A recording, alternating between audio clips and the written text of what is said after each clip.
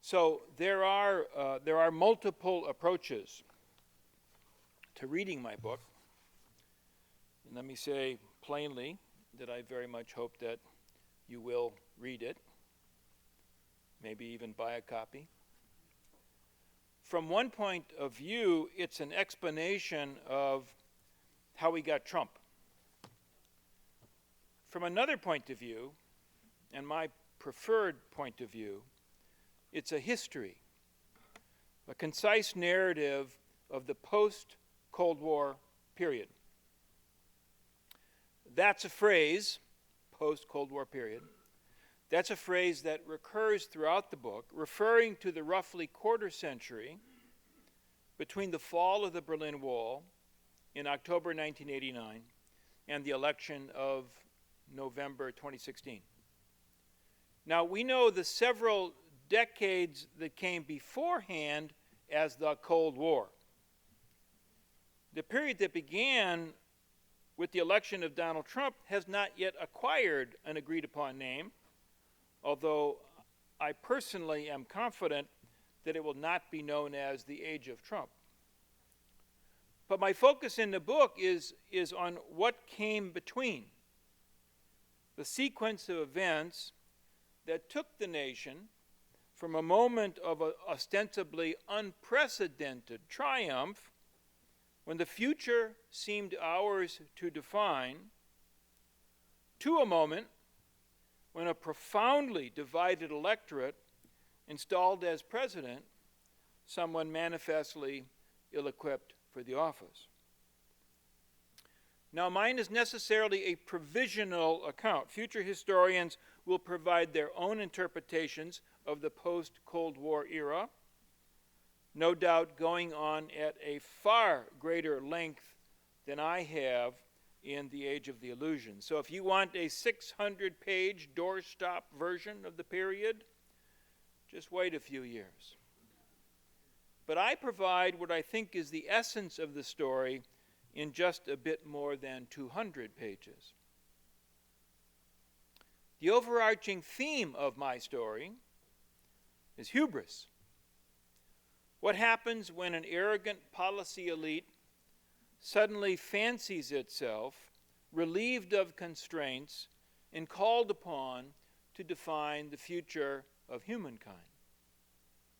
That describes the immediate response to the fall of the Berlin Wall. And with perfect timing, the scholar Francis Fukuyama captured the mood of the moment in 1989 when he published an essay called The End of History. Now, the editor of the journal in which that essay appeared inserted a question mark after history, as if Fukuyama was posing a question. In fact, an exclamation point would have been more appropriate, as members of the policy world quickly leaped to the conclusion that the end of the Cold War signified something very profound indeed.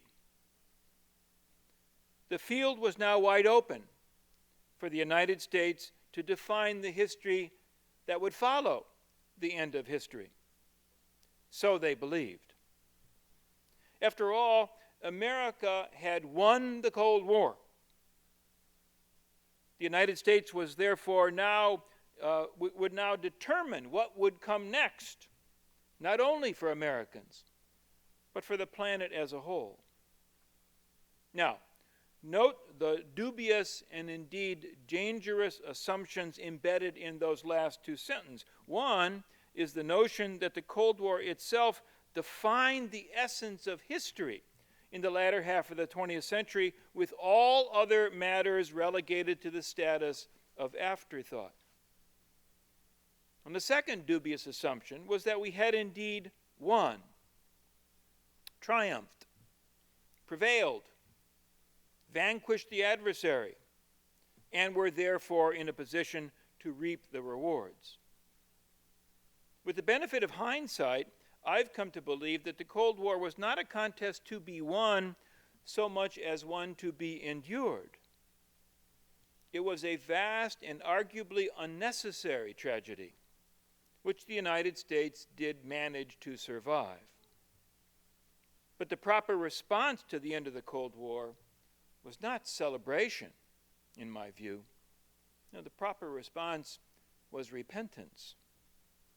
But that's not the interpretation that prevailed after the Berlin Wall went down.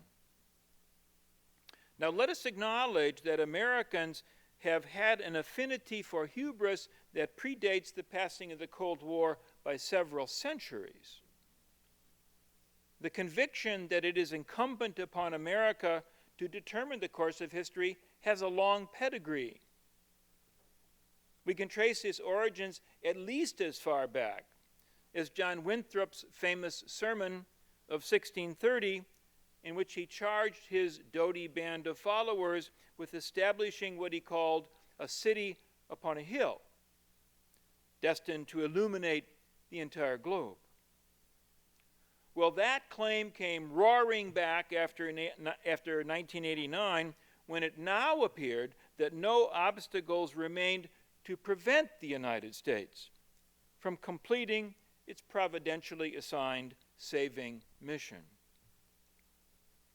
Pursuant to that mission, 4 big ideas emerged to form the basis of U.S. policy in the wake of the Cold War.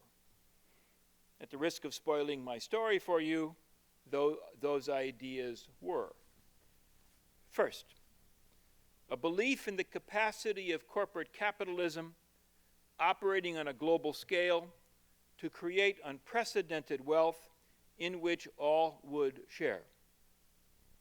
The one-word name for this was globalization. Second, a belief in American military supremacy, thought to be beyond challenge, to serve as an instrument enabling the so-called indispensable nation to keep order and spread American values. Third, a belief in a radically expanded conception of individual freedom unmoored from traditional norms. This new definition of freedom was heavy on rights and privileges, and notably light on duties and obligations. Fourth, a belief that history had somehow charged the President of the United States with serving as the great helmsman who would preside over all that would come next, with the White House itself now GHQ of the entire universe. All 4 of these ideas were laced with a faith in the transformative effects of information technology. God might be dead, but we had Steve Jobs, Bill Gates, Mark Zuckerberg, and Google et al. To fill the void left by his departure.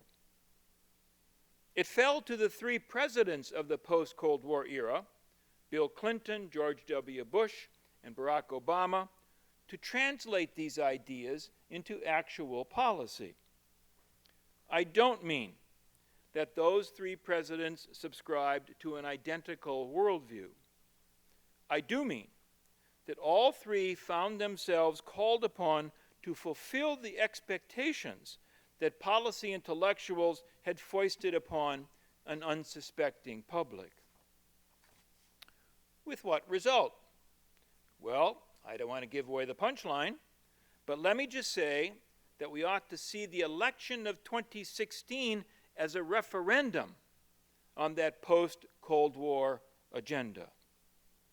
In sufficient numbers to install Donald Trump in the White House, voters, their numbers effectively augmented by people who couldn't even be bothered to vote, but voters said no to the economic disparities stemming from globalization. They said no to the endless wars resulting from the misuse of American military power and the abuse of American soldiers.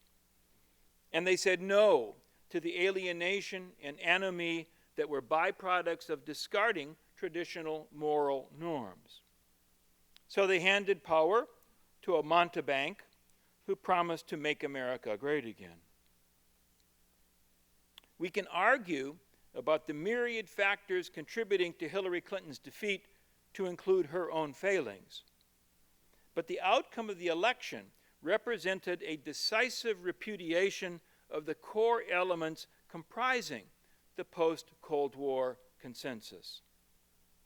Now, the anger expressed even today by columnists of the New York Times or the hosts on MSNBC, that anger testifies to a continuing refusal to acknowledge that repudiation.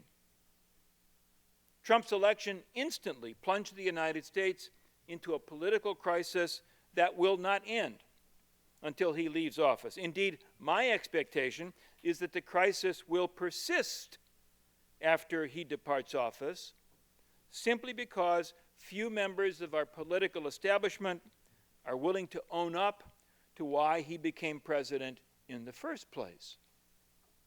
In other words, Trump is not cause, but consequence of that crisis. He won because a set of propositions expected to define history after the end of history failed egregiously. And the beginning of wisdom lies in facing up to that central truth. Only then, I believe, will it be possible to take on the difficult task of healing our divisions and charting a path forward, one based on reality rather than on a fanciful misreading of history's actual intentions, which will remain hidden, as always. Thank you very much. I look forward to your questions. I'm interested in the way you think of globalization as being the prime driver of income inequality. When I think you could probably look at American tax policy and make a strong case that that's also been highly problematic. Would you comment on that, please?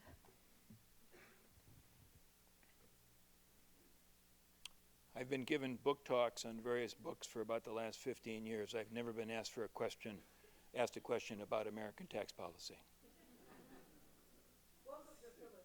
Thank you. I think all I can say is this.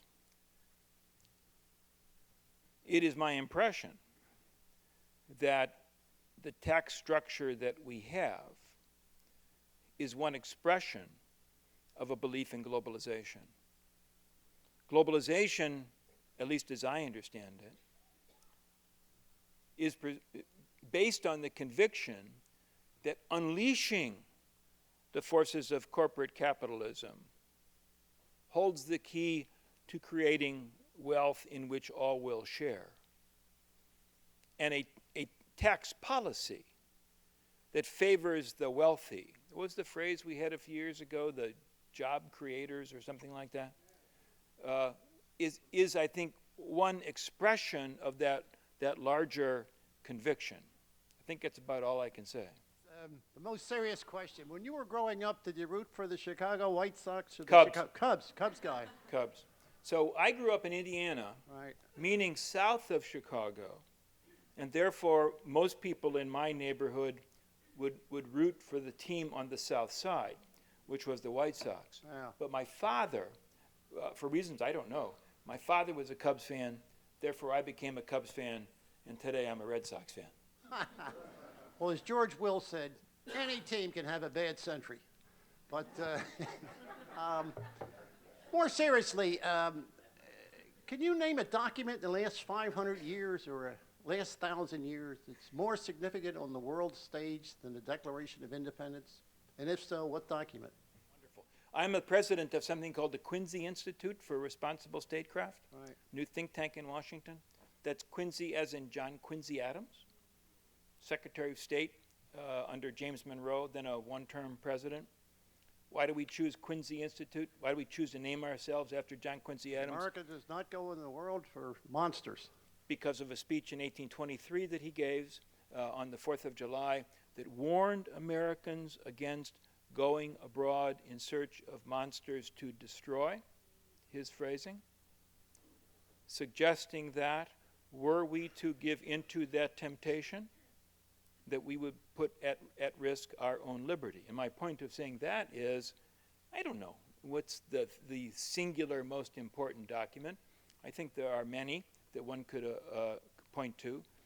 I also happen to be deeply impressed by Dwight D. Eisenhower's farewell address from January 1961 with its warning, a little belated in his presidency, but nonetheless, his warning about the dangers of a military-industrial complex. So I think there's lots of documents. Let me put more seriously. I totally agree That with you. wasn't serious? I thought No, that was, no, geez, no.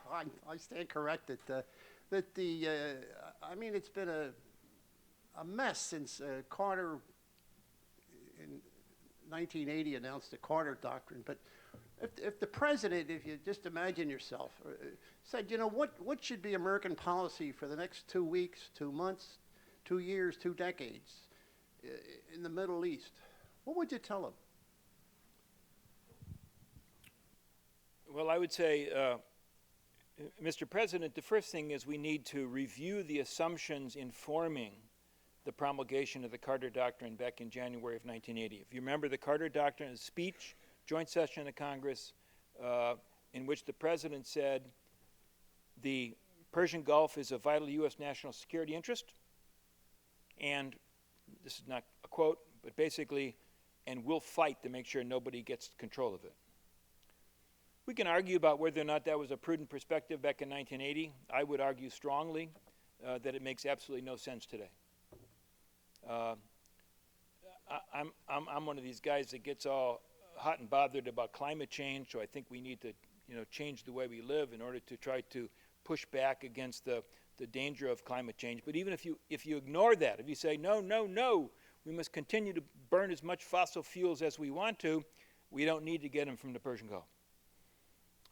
As a result of technologies in exploiting oil and natural gas, we got plenty of it in North America.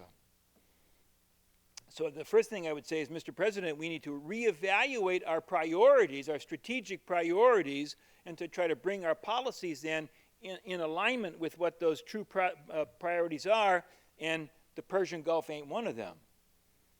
Therefore, we need to, in my judgment, demilitarize our policy in that region. Do we ignore it then? No, we don't. I think what we ought to do is quit picking sides. Now, why is it that in this ancient, deep-seated conflict between Iran and Saudi Arabia, why is it that we tilt in favor of Saudi Arabia? Do they share our values? God, no. So I think that there is a need to rebalance U.S. policy in the Middle East, take a more balanced position, try to use our diplomatic influence to persuade these people to learn to live with one another rather than to be constantly in conflict with one another. But that change would be in order to facilitate a broader change of paying more attention to things that don't get sufficient attention today. Climate change is number one. Number two is the changing balance of power in East Asia. China is a great power. The U.S.-China relations are not headed in a positive direction. There's an urgent need to try to prevent a new Cold War with China, and Lord knows there is an urgent need to prevent a shooting war between ourselves and China.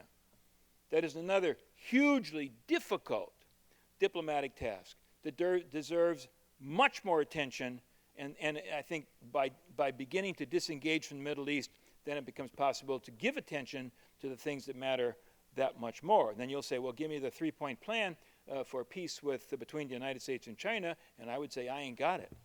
Again, this is an immensely complicated and difficult issue that demands concentrated attention. That's what I would say to him or her.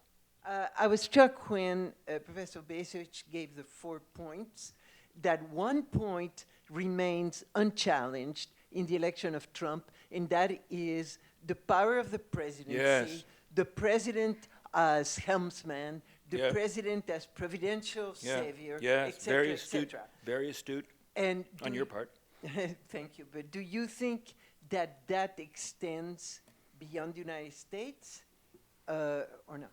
Well, I would like you to comment on both things. Well, I mean, there does seem to be, people that comment on, it does seem to be a tendency in, not every nation, but in many nations of the world, there's kind of a tilting in favor of a strong man. They're all men, I think. You know, whether we're talking about the UK, or we're talking about Brazil, whether we're talking about Hungary. I tend to push back against the notion that this is a tendency that can somehow be attributed to Trump. I tend to believe that the political developments in any country are most likely to be shaped by the conditions in that country.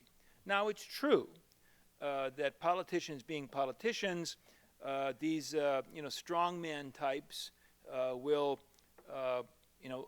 link arms, expressions of mutual support. You know, he's my kind of guy. But I don't think that's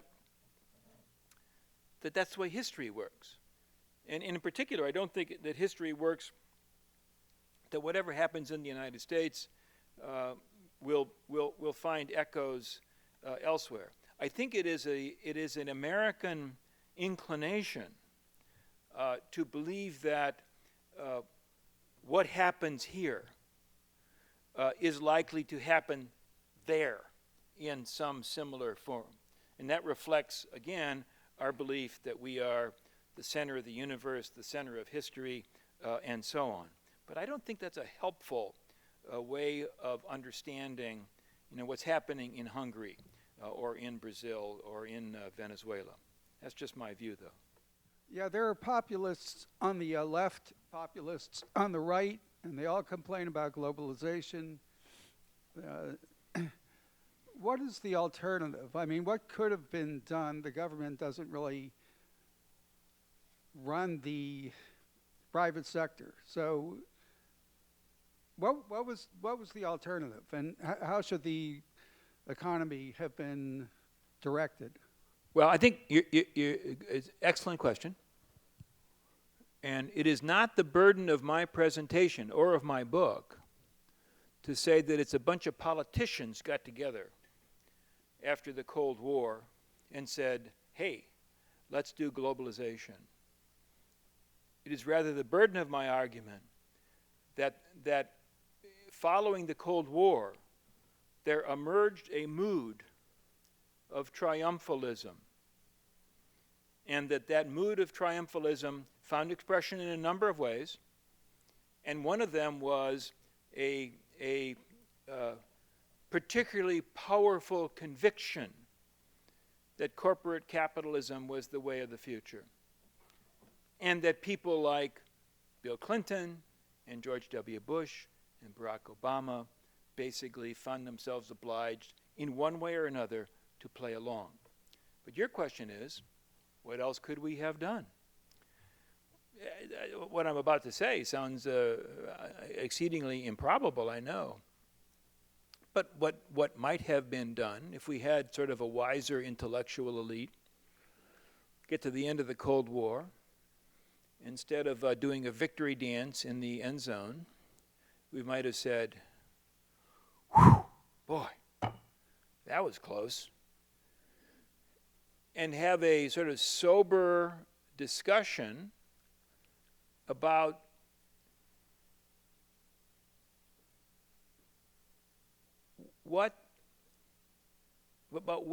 where we went wrong in our conceptualizing of the period after 1945, and about what that conceptualization did to the prevailing conception of American freedom. What I just said sounds incredibly vague. If you read my book, in chapter 1, it talks about the immediate aftermath of World War II. It begins with a discussion of the movie that I know many of you have seen, Best Years of Our Lives. William Wyler, 3 vets coming home to Boone City, adjusting to their return to civilian life, trying to make sense of their wartime experiences. And I argue these modest men had very modest expectations about what freedom would mean for them and their families for the remainder of their lives. They had sacrificed greatly. They wanted to return to some kind of normalcy. And yet, at the same time, the political elites were giving quite different messages. I talk about the fact that I think it was the very week, Life magazine, the very week that Donald Trump was born, in June 1946. June 1946 is like what? 8 months, 9 months after VJ Day? Not even a year after the end of World War II. And that issue of the magazine contained an article by John Foster Dulles, who of course would become Dwight D. Eisenhower's first Secretary of State. June 1946. Actually, it was a multi-part essay warning about the danger of the Soviet Union, insisting that the Soviets were intent on taking over the world, insisting on the need to rearm, insisting on the need to basically embark upon a new crusade, even though the last crusade was not even a year past. So that was a different message, or that suggested different expectations or imperatives than the three vets in the movie. I'll get slightly off track here. I collect old Life magazines. My wife makes me keep them in the basement because they kind of smell. But I collect old Life magazines beginning in the year that Life began publication in 1936 up to 1952, which is a totally arbitrary cutoff date. I'm fascinated by these old Life magazines. In that particular issue, of course, the same one where we've got John Foster Dulles basically saying, rise up Americans and resist the communists, what we have is a panoply of ads, black and white and in color, proclaiming the advent of a consumer society, proclaiming that the real meaning of American freedom was in consumption. The car, the refrigerator, the deodorant, and on and on and on and on. And it seems to me that incredibly alluring and also incredibly corrupting. So what could have happened never was going to happen. After the end of World War II, we might have thought a little bit more seriously about what ought to be the basis of American society. What is our purpose as a nation? I mean, is our purpose as a nation to go after the communists? Is our purpose as a nation to go buy a huge Packard sedan? Is that going to make me happy? So I think that there was an absolute absence of reflection about what would come next after World War II.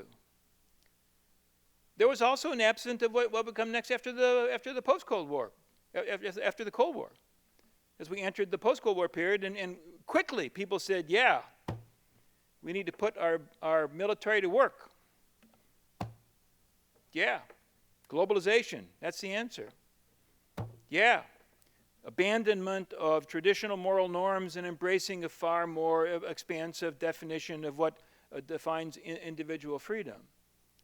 So that's an exceedingly long-winded way of saying, I don't think we really thought about what was going on. We just kind of plunged into the next part of our national existence. I think you used the word repentance when you were describing what our attitude should have been after the end of the Cold War. I did. I wondered if you could elaborate on that word. What should we have been repenting? The nuclear arms race. Just this mindless competition between ourselves and the Soviet Union to build not simply enough weapons to defend ourselves, but enough weapons to extinguish humanity. You know, by the time the Cold War ended, my numbers may be a little off, I believe that the United States possessed 18,000 nuclear weapons. You know, now we're down to something like 8,000. By what reasoning would our country require 18,000 nuclear weapons. We should have repented for that. We should have repented for the Vietnam War. We should have repented for unleashing the CIA as an instrument for overthrowing governments, sometimes governments that were democratically elected. Now, in the context of the Cold War, then we believed, or we were led to believe, these were necessary. We needed to have a big nuclear arsenal because the Soviets were building a big nuclear arsenal. But I don't think that kind of, that thinking washes. And once we get past 1989, and you think back on that period of time. I'm really interested in hearing your views about the religious left because... About what? The religious left. As someone who is religious yourself, I think everyone here knows the history. We know the rise of the religious right and the moral majority, et cetera, et cetera. But I don't understand why the Republican Party gets to have a monopoly on morality. And I think that right now we're sort of seeing that play out. I can't think of anything more immoral than what we just did to the Kurds. And I want to know what your thoughts are on messaging. How do we mobilize people with morality and religious language? How do we get that percentage of voters who are not voting to be energized so that we can, change what is happening? I'm pretty sure you just asked 6 questions.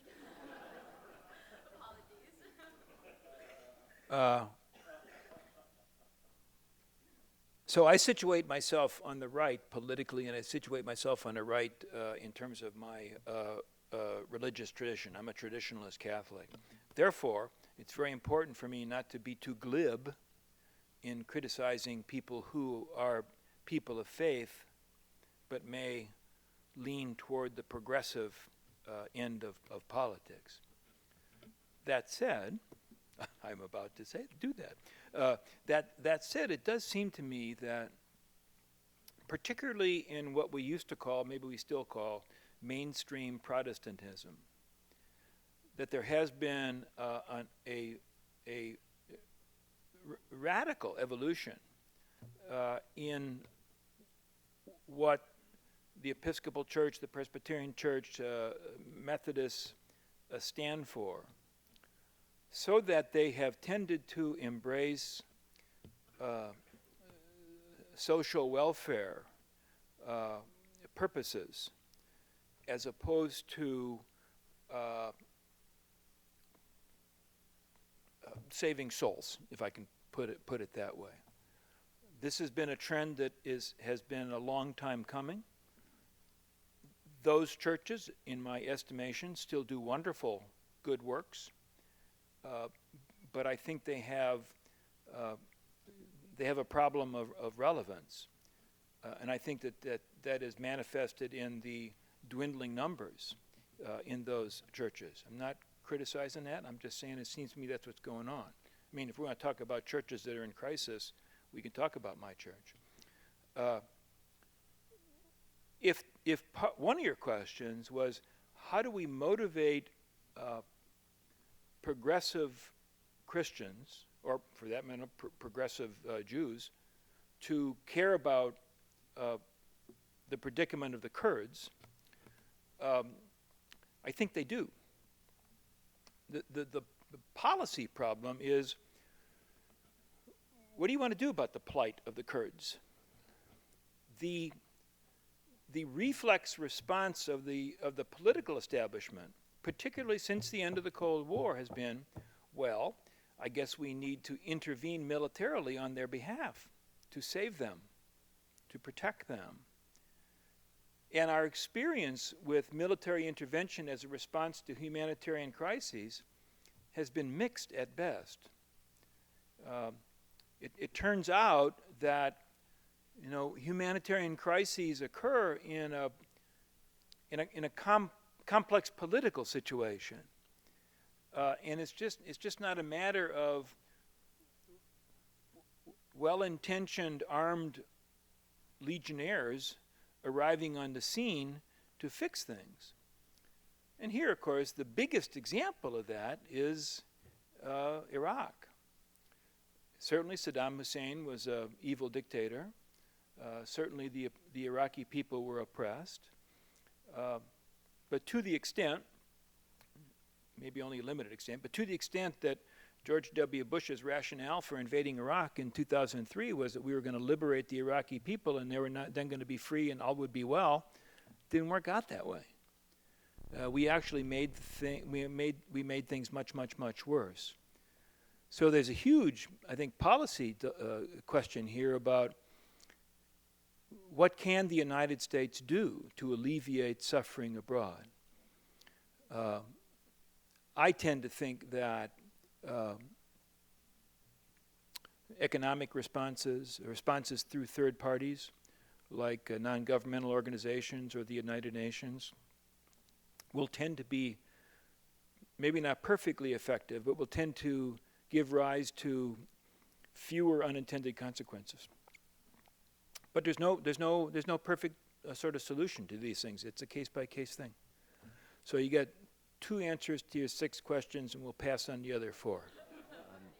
I'd like to hear you comment on what you'd like to see happen with our capitalist system. I'm very concerned. I think there's been very limited real conversation in the United States. Well, we have to curb the excesses, right? Yeah. Again, I'm not, the last thing I am is an economist, but it does seem to me, and my political leanings are conservative. It does seem to me that the experience of the 1930s with the New Deal does serve as a useful model. It was not Franklin Roosevelt's purpose to overthrow the capitalist system, even though his critics said so. It was his purpose to try to save capitalism by trying to reduce the pain that people were experiencing as a consequence of the New Deal. Now, historians would say many of his reforms were ineffective or were contradictory.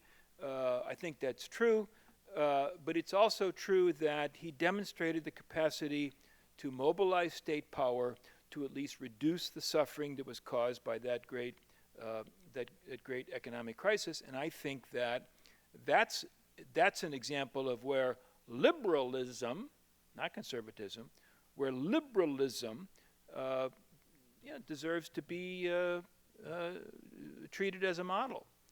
That wouldn't mean you wouldn't do exactly the same things today that he did in 1933 and 34 and 35, but the idea is prudent state intervention in order to damp down the excesses of corporate capitalism. That's a very broad and general thing, I know, but. So I've been familiar with your writing for, I don't know, at least a decade. How many of my books have you actually I've got all purchased? Of them. I've got all of them. Okay, all right. That's what I'm talking about. And I bought. Let that be a lesson for all of you. And I'm really struck about your analysis of that, that Trump is kind of a symptom of the problems that we have rather than a cause. Yeah. And that's obviously true if you, I think it's obvious globally from what we're seeing all over the world, particularly in Britain where we've got, a slightly different version of a lunatic in power. And then when you look and you think about this, about where do we go from here, or what can we do about it? And I remember hearing that Elizabeth Warren, when she was thinking of going into political office, she had a chat with Larry Summers. And he said, you've got to make a decision, Elizabeth. You've got to decide whether you want to be on the inside or the outside. And by that he meant if you're on the outside, you can say whatever you like, and nobody's going to pay you any attention on the inside. Or you can decide to go on the inside, and you got to remember that you can't criticize anyone else on the inside. And it strikes me that there are people like you, and I think of the Scottish political economist Mark Blythe at Brown University. Yeah, I met him. Who has the same diagnosis as you have on the problems that we have at the moment from a slightly different perspective. But and I wonder why you and Mark Blythe don't have more traction with the wonderful insights that you have. And it strikes me, well, you're both, forgive me for saying it, but you're on the outside. Right. So the question is, what can we do and what can be done to influence the people on the inside who currently seem to be totally incentivized for short-term thinking and these ineffectual and malignant policies that continue to be conducted? Well, that is an excellent question, and you have framed it very well. My answer, me personally, my answer is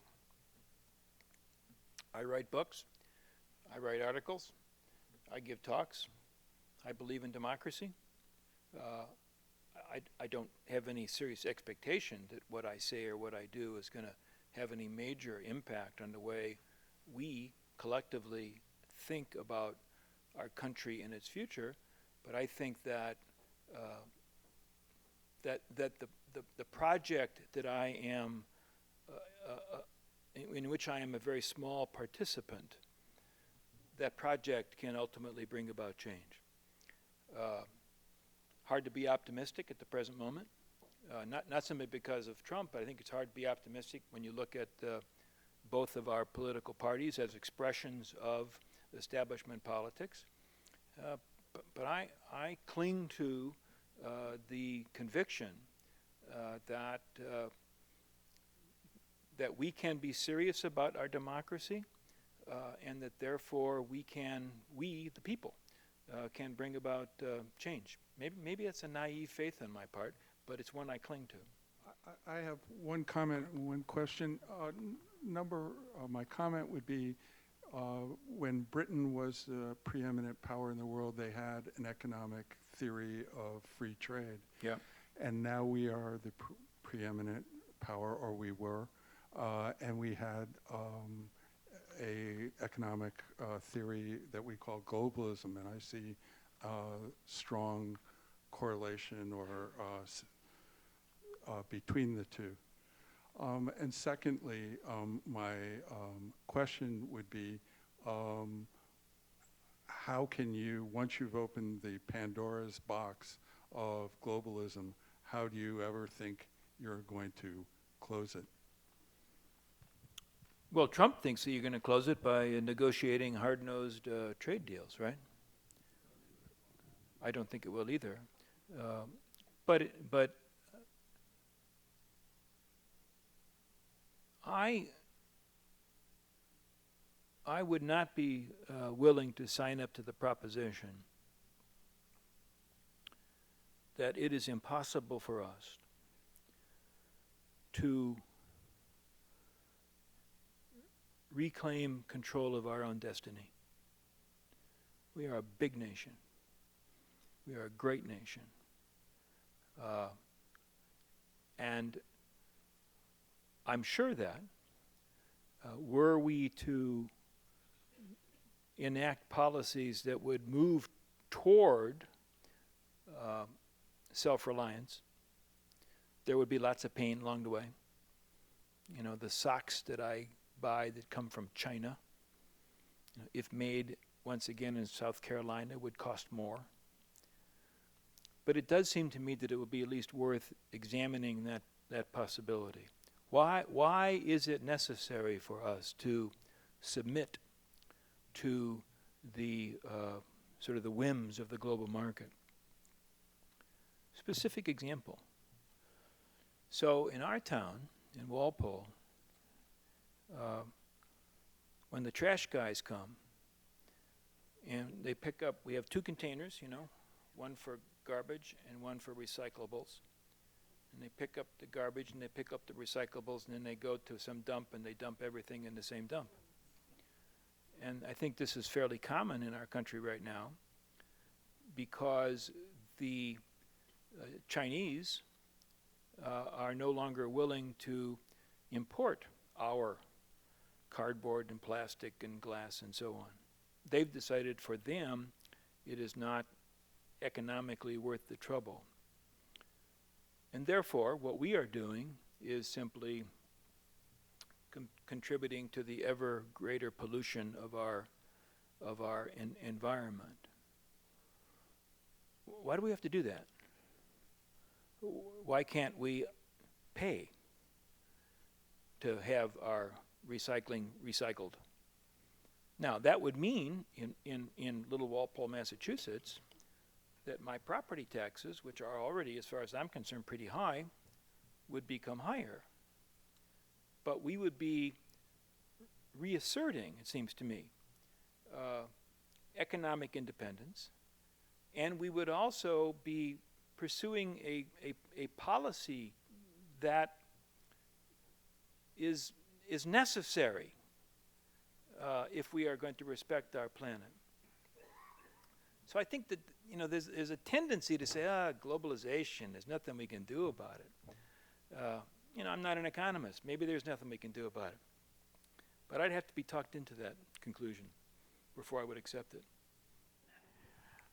I'd like to take you back further than 25 years ago to origins of globalization, which actually began long before most people think. The apogee of manufacturing employment in this country in terms of a percentage of the labor force occurred in 1920, not in 1980, not in 1990. And if you draw a line up measuring the percentage in manufacturing from 1920 to date, it is virtually a straight line from that time to this, when globalization in no form that we could recognize was practiced until quite a bit recently. But what did happen over that period of time is that corporations got bigger, companies got bigger, because of the automation they were investing in. And as they got bigger, and people were discharged and were unable to find jobs that afforded a middle-class income, corporations began to respond, Walmart being the big example, by finding cheaper and cheaper sources. This is not something that was done immediately abroad. It was done to lower wage places in our own country. So textiles moved from Massachusetts and Pennsylvania to South Carolina and Georgia. We saw this throughout. Globalization is only a part of that longer process. And you're dealing with the scale of industry and the fact that we have growing inequality and the morality that most people really subscribe to is a morality says that I want my children at least to live a little better, if not at least as well as myself. So it seems to me that the only way we can begin to address the kinds of issues that you're talking about is by taking seriously something that we haven't taken seriously in a long time, and that's antitrust, and introducing social safety nets that we have long since dismantled. And then you begin to have a constituency. I was hoping to cut you off, but yeah. okay, I agree. Well, but let me I didn't cut you off. then you have a constituency for the kind of policies that you are advocating. Okay, I am big time for antitrust. Yeah, the gentleman here that was supposed to go last time, but now he's going to have his chance. I get extra points for that. Pardon? I get extra points That for does that. not mean you get to talk longer. Oh. Yeah. Well, I have a couple biases. One is that life is multivariate.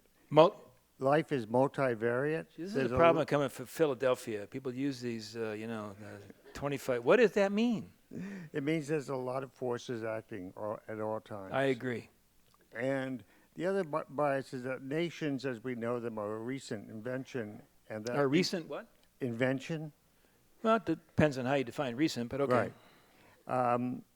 And because of the popularity of nationalism, I think that that nations as a force are on the wane. At least that they are. What would cause you to say that? If I knew that, I would have completed many years of psychoanalysis. No, but I mean, what are the indications that you see out there in the big wide world that suggest to you that nations are on the wane? If nations were solely working in their own self-interest, they wouldn't be doing what they're doing. that doesn't make them on the wane, though, does it? Well, I believe that there are other forces, whether it's corporations, whether it's religion, whether it's forces we don't even have a definition for, that are becoming more prominent, becoming more of a factor. And I don't think we have a definition for a lot of the forces. You don't that think are what? there. I don't think we have a conceptualization or a definition of what all the forces are that are acting on our daily lives. Well, I'm starting to get dizzy. Yeah, I mean, yes, I suppose that's true. I would say, how old are you, sir? 68. Okay, you're 68, I'm 72. In our lifetime, the nation state is not going away. I would argue that actually the nation state tends to be relatively robust. Indeed, that the expectations that the nation state is going to fade away is not being fulfilled. Even if we would look at really the incubator of this idea would be Europe. You know, that Europe, we're going to learn that the hell with all these fights between the French and the Germans. We're all going to recognize that we're Europeans, and we'll have a European flag, and we'll have a European currency, and we'll all get together. That has had certain effects, but it has not had a decisive effect, as we can see, for example, in the case of the Brexit phenomenon. Well, I think they were ambivalent about it. And the ambivalence is now translated into opposition, at least to the point that a majority of Brits want to leave. Anyway, I myself don't see that the nation state is fading. I'm not saying that's good or that's bad. It just seems to me that the nation state will continue to be, in my judgment, the cornerstone of the international order, like it or not. Are there other factors? Heck yes. So the great corporate entities that do what they want to do regardless of the nation state. You know, why can't we get, what is it, Apple or Google or somebody to open up a phone? Because they command such enormous power in competition with the nation state. So yeah, it's complicated, but you know, I don't think the nation state's going away anytime soon. Thank you. In light of the recent developments with Iran, what would be your recommendations if you were the Secretary of State? We got to the last question before we got to Iran. What would be my recommendations? Understand the circumstances and events that brought us to where we are today. Very complicated story. You can pick when you want to start the story. I'd pick it when we overthrew Mossadegh, the elected leader of Iran in 1953, and installed the Shah, who turned out to be not a very friendly guy to the Iranian people. We have to go forward to the Iranian Revolution and the hostage crisis. I think we need to go a major, crucial. Next episode is the aftermath of 9/11. Most of us have forgotten that in the wake of 9/11, there were serious talks between U.S. officials and Iranian officials about Iran providing assistance in the upcoming invasion of Afghanistan. I don't mean they were going to send troops into Afghanistan. There was concern about American aviators getting shot down, and Iranian authorities said, we'll provide assistance and help you recover your pilots if that comes to pass. Doesn't mean we were going to be friends. It means that there at least was a possibility of some collaboration. Turning point, in my view. George W. Bush decides that he wants to launch a global war on terrorism. Okay, how are we going to do? What step number one? Well, let's invade Iraq, which has nothing to do with 9/11. How are we going to frame the invasion of Iraq to impart to it some kind of a moral legitimacy? The answer the White House came up with was, we'll say that we're going to war with an axis of evil. Axis is kind of a loaded term, referring back to World War II. Axis of evil, who's that? Well, Iraq, which of course is the #1 target, and North Korea, which has nothing to do with anything, and Iran. So we declare that Iran is part of the enemy that we're launching this war against. Then we proceed to invade Iraq in what was, in my judgment, an illegal act, but more than an illegal act, an act of madness, utter madness. War doesn't go well, and indeed now the Iranians begin to insert themselves into the U.S. war in Iraq in order to inflict pain on us. Well, why wouldn't they? We declared that they were an enemy. We embraced a policy of preventive war. I mean, it's the equivalent as if China next week invades and occupies Mexico. Would we take offense? Yeah, I think so.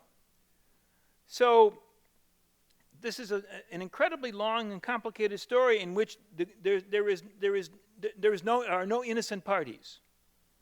And I think that the beginning of wisdom is to recognize that fact, and that there is an urgent need to try to untangle this increasingly hostile relationship. And indeed, that's what Barack Obama tried to do with the Iran nuclear deal. And probably, in terms of foreign policy, the best thing he did. Has a rather limited legacy in foreign policy. But I think the Iran nuclear deal was gutsy and essential. And then the guy we got now, of course, has abandoned it. What can we do? Try to reconstitute agreements of that type, which, of course, has now become much more difficult to do so, because why would Iranian political leaders trust us? Why? What would be the basis of a trusting relationship? So we really have, when I was in the Army, this is going to be vulgar. Let me apologize in advance. When I was in the Army, we had an expression called screwing the pooch. We really screwed the pooch on this. I don't know, as a practical matter, how we can undo this. But I think the beginning of wisdom is to recognize it's not that they're all bad and we are all innocent. That is simply not the case. I apologize for that snotty remark. That was not good. I take that one back. So I thank you very much for coming.